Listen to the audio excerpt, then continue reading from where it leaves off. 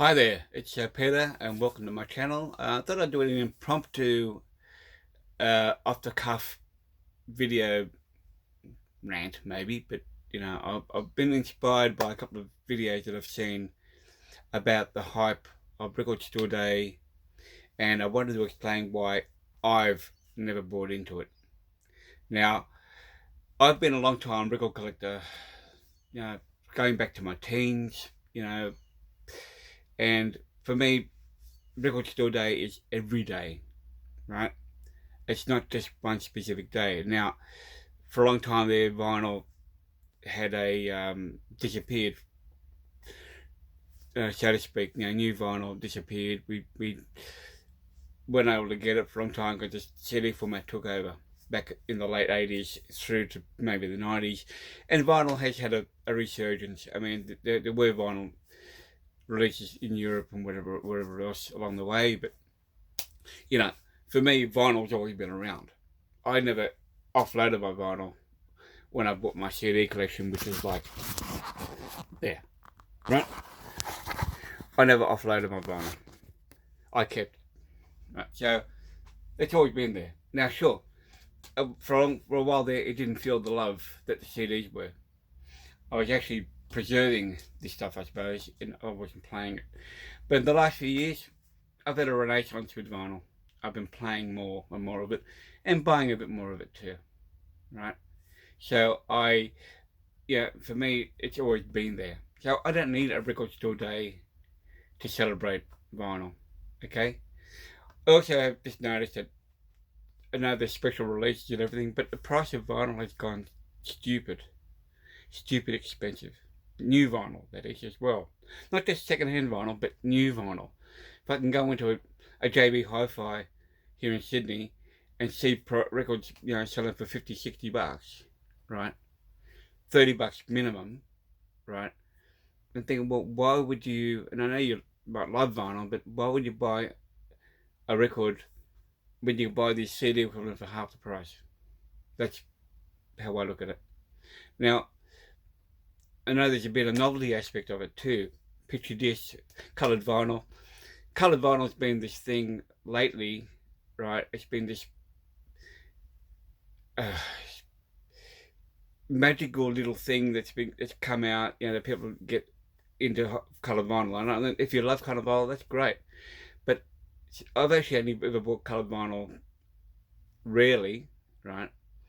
And sometimes accidentally. For example, this Stooges album I bought a little while ago, which I did not realise was coloured vinyl until I opened it up, and there it was, right? As far as I was concerned, it might have been a black vinyl, for all I cared. I don't think there was anything on the label, on the hype sticker that showed it as coloured vinyl. Oh, yes, it is there. But I missed it. I didn't see it. That's what I'm saying. I didn't really look at the hype sticker. I just I didn't really look at the hype sticker. I just bought it because I didn't have the album and I heard so much about it and I wanted to dive in. Okay, I did some vinyl digging last weekend, and last Sunday I went to a store and I've seen videos, like for example, Spin Me on Records been showing their stuff for their record store, their sales and everything, and the stuff that they had put out, and I saw some of those items. I mean, Vinyl Guru, lovely Vinyl Guru, for example, also showed us some of the things she had as well. I saw some of these things in the stores, and I was just shocked at the pricing.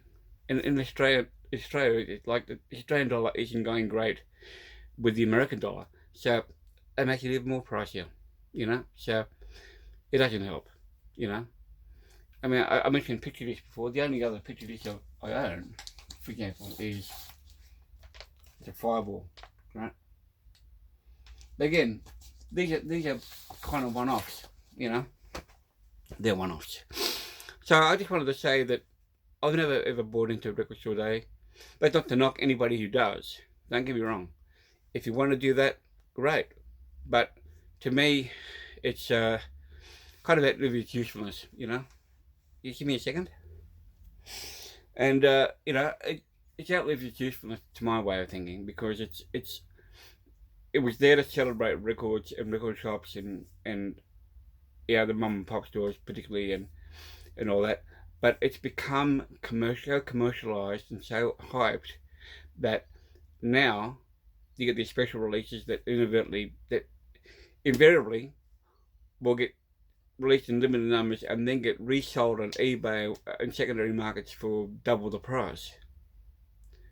You know, for what? Why? You know, that takes away from the spirit of record store day and buying records, generally speaking. Generally, you know, it's to me, if I go to a record store, I'll do it because it's fun. And that's what I want to do. I don't want to be get caught up in the thing of, oh, you know, these things I've got to buy, whatever. I I don't want to get caught up in the hype, right? And the mad crush, which I've heard about.